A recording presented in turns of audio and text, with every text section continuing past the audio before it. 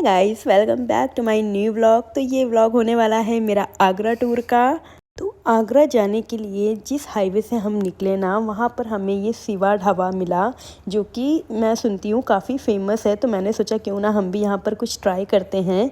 तो ऊपर आप भीड़ देखो कितनी ज़्यादा भीड़ है, बट फिर भी हमें अंदर बैठने के लिए मिल गया था। ज़्यादातर लोग बाहर खड़े होकर चाय या फिर कुछ ना कुछ ले रहे थे, तो हमने भी यहाँ पर आकर इडली और छोले भटूरे ऑर्डर करे। मुझे छोले भटूरे देख के रहा नहीं गया, इसलिए मैंने खुद के लिए छोले भटूरे मंगाए और मेरे हस्बैंड ने खुद के लिए इडली बनाई। बट हमने आपस में आधा आधा बांट लिया था। तो अब मिलते हैं खाने के बाद।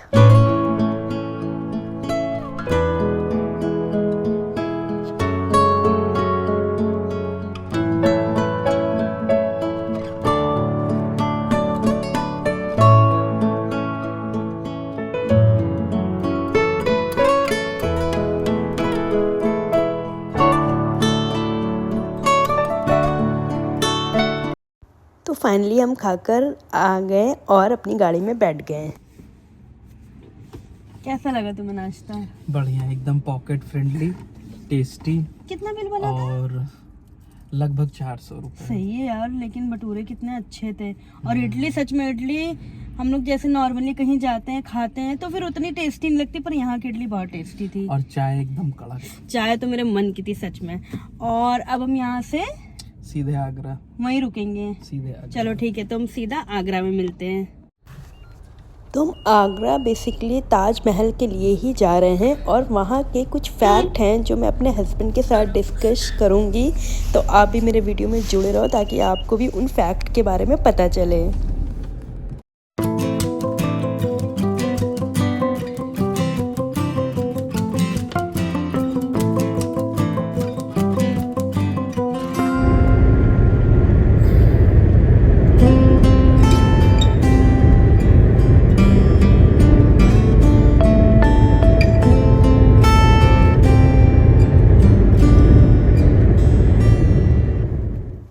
हमें तो यहाँ आने में 2.5 घंटे लगे हैं, बट फाइनली हम पहुँच गए हैं और हम टिकट लेने लग गए हैं ऑनलाइन ही।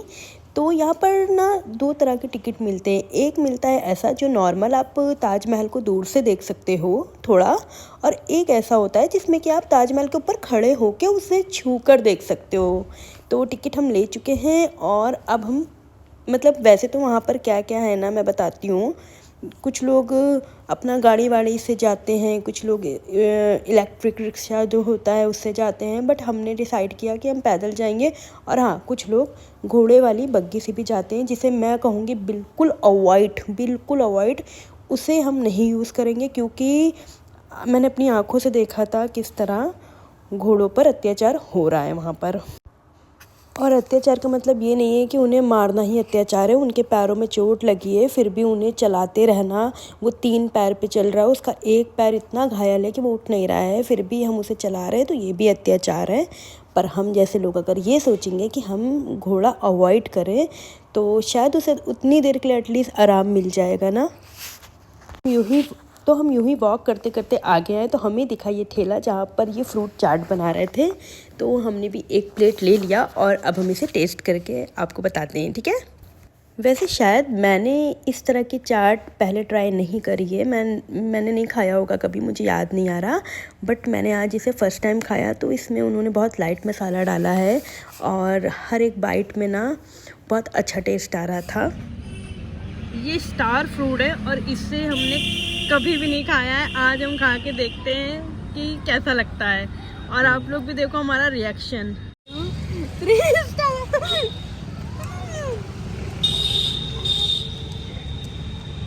उतना भी खट्टा नहीं यार, खाने लायक है। मुझे लगता था बहुत ज्यादा खट्टा है। खा सकते हैं, मतलब खट्टा है पर नॉर्मल खट्टा है, खा सकते हैं तो उसे फिनिश करने के बाद हम आगे बढ़ चुके हैं और यहाँ पर कुछ साइड में दुकानें हैं जहाँ से आप शॉपिंग कर सकते हो। और इस गेट से अंदर आ चुके हैं हम, और हम टिकट पहले ही ले चुके थे, तो यहाँ पर कोई टिकट विकट का चक्कर नहीं है। हम सीधा अब अपना टिकट दिखाकर अंदर जाएंगे। और ये दिख रहा है ताजमहल जो पीछे निकल गया है, और कुछ लोग घूमकर वापस आ रहे हैं। हम जा रहे हैं, सही टाइम पे हम पहुंच गए थे। हमें बड़ी खुशी थी कि पहला ट्रिप है हमारा कार से आगरा का, पहला ट्रिप रहा हमारा ये, और काफ़ी अच्छा रहा। तो तो एक ये गेट है जिससे हम अंदर जाएंगे। अभी भी हम ताजमहल के बहुत दूर हैं और आप इस गेट के अंदर देखते रहना और आपको ताजमहल की एक पहली झलक मिलेगी। हम सैटरडे को गए तो इसलिए काफ़ी ज़्यादा भीड़ थी, बट अगर सैटरडे ना होता, कोई और डे होता, मंडे ट्यूसडे जैसे, तो शायद थोड़ी कम भीड़ होती। बट काफ़ी अच्छा लग रहा था। आप भी इंजॉय करो। अब मैं फाइनली आपको ताजमहल दिखाने वाली हूँ।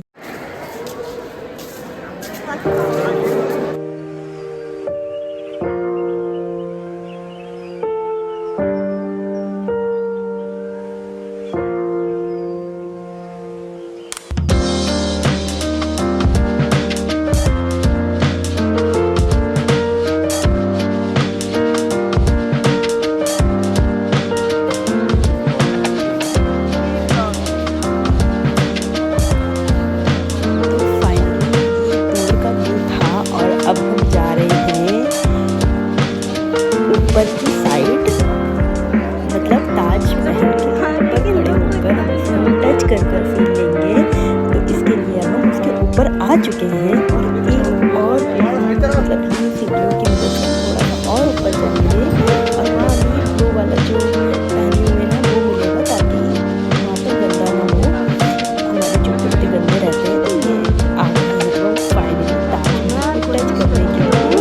और जैसे कि मैंने पहले बताया होगा कि कुछ फैक्ट है ताजमहल से जुड़े हुए जो हम बात करेंगे। और इसके आगे ना हमें कैमरा लेना अलाउ नहीं था, इसलिए हमने कैमरा बंद कर दिया था। और ये हमारी जमुना नदी, जिसमें काफ़ी सारे सुंदर सुंदर बर्ड्स आए हुए थे। ऐसा लग रहा था कि बर्ड्स यहाँ पर नहीं लगते फॉरेन से आए हुए हैं, तो इन्हें तो मैं अच्छे से कैप्चर नहीं कर पाई, बट बहुत सुंदर लग रहा था। बस कुछ देर आप ऐसे ही खड़े रहो और ऐसे ही देखते रहो।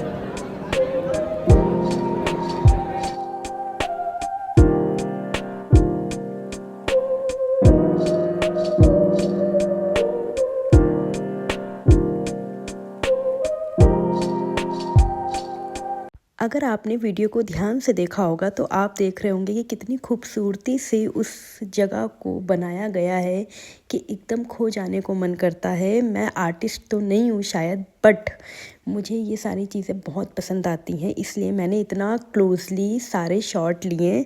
अगर आपको भी पसंद है इस तरह की चीज़ें देखना तो आप मेरे वीडियो से अच्छा खासा कनेक्ट कर गए होंगे। तो अब हम वहाँ से वापस आ चुके हैं, बाहर आ गए हैं हम, और ताजमहल काफ़ी पीछे छूट गया है। इस गेट से भी हम बाहर आ गए हैं और हम आपस में यही बात कर रहे थे, खुश थे हम कि काफ़ी अच्छा एक्सपीरियंस रहा हमारा ताजमहल जाने का। मेरा तो, मैं इतनी बड़ी हो गई हूँ अब गई, मैं बचपन से मैं सुनती थी सिर्फ, बट मुझे नहीं पता था मैं इनके साथ ही जाऊँगी। ना ये भी अच्छा है। मेरा मोटापा बेहद बढ़ रहा है दोस्तों। मैं खाना पीना कम करके मोटापा घटाऊंगी। सच बताऊं तो मुझसे ना हो पाएगा, हम दोनों खाना खाने ही आ गए हैं दोबारा से। बाकी क्लिप में बहुत थक गए हैं, अब खाना खाने आए हैं फाइनली। मैं भी बहुत ज़्यादा भूखी हो चुकी हूँ, एकदम दबा कर खाना खाऊंगी। और सच में हम खाने में इतना खो गए कि जब हमारा आधा खाना बचा तब हमने रिकॉर्ड किया, भूल गए एकदम से ही। रंगबाजी में स्पोर्ट्स शूज़ ना पहनकर बूट्स पहनकर चली आई और पैरों का हाल बुरा हो गया। मेरे पैरों में छाले हो गए गाइस। अब हम यहाँ से वापस जा रहे हैं और वापस जाने के बाद मैं आपको नेक्स्ट डे मिलती हूँ कुछ फैक्ट के साथ।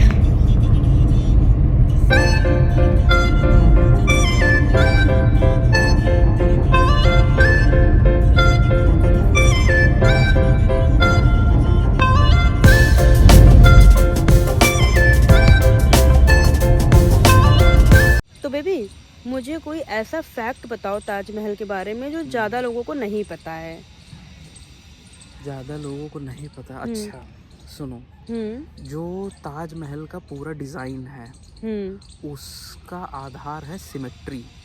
अच्छा। यानी अगर एक लाइन खींची जाए तो लेफ्ट साइड और राइट साइड दोनों सेम दिखेगा। हम्म। ठीक है, हम्म। ये पूरा आधार है ताजमहल के पूरे डिज़ाइन का। अच्छा। अब इसी को एक स्टेप आगे ले जाके वहाँ पे उस समय लोगों ने सोचा कि जो यमुना नदी है हाँ हाँ उसके इस तरफ वाइट ताजमहल ऑलरेडी बना हुआ हाँ। है, तो प्रोजेक्ट ये था कि एक ब्लैक ताजमहल ब्लैक मार्बल का अच्छा। यमुना के उस तरफ बने तो वो सिमेट्री पूरी हो जाएगी।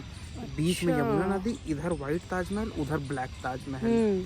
पर ब्लैक मार्बल वाइट मार्बल से कई गुना महंगा था, तो वो ब्लैक ताजमहल बनाने का पूरा क्या कहते हैं अमाउंट इतना ज़्यादा था कि उस प्रोजेक्ट को कैंसिल कर दिया गया, वो कभी बना ही नहीं।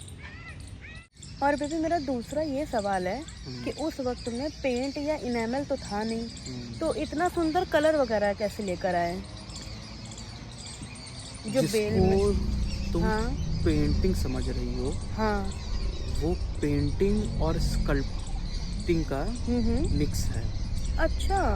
मतलब वाइट मार्बल की जो पट्टी थी उस पे पहले स्कल्पटिंग कर करके वो पूरी बेल या जो पूरा शेप है उसका एक हल्का सा गड्ढा टाइप का हाँ बना हाँ दिया हाँ गया। हाँ, ठीक समझ है? रही हूँ। फिर उसके अंदर ये नेचुरल डाई है ना, उसके अंदर फिल कर दी गई।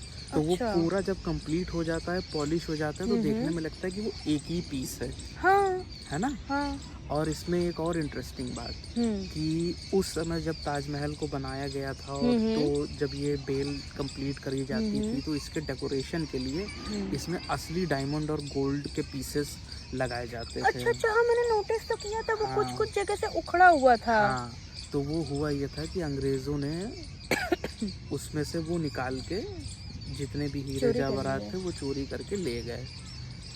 और इसका एक इंटरेस्टिंग फैक्ट ये भी है कि ये जितनी भी बेल होती हैं ये पूरी आपस में कनेक्टेड होती हैं। अच्छा। मतलब अगर एक जगह तुम उस पर टॉर्च की रोशनी लगाओगे तो वो पूरी बेल में वो लाइट ट्रैवल करती हुई जाएगी। वो पूरी बेल ऐसा लगेगा जैसे लाइट जल गई है लड़ी वाली। पर ये सब चीज़ें तुमने करी ही नहीं थी ना, अंदर अलाउ ही नहीं है कुछ भी, है ना बेबी। तो मेरा एक और सवाल है कि उस समय ना तो बिजली थी, ठीक है, ना ही कोई ड्रिल मशीन थी, तो मार्बल पे इतनी मतलब सुंदर नक्काशी कैसे हो गई यार? मतलब एकदम अलग लग रही थी वो। क्रिएटिविटी और पेशेंस से। अच्छा। हाँ, यानी कि रचनात्मकता और सब्र से।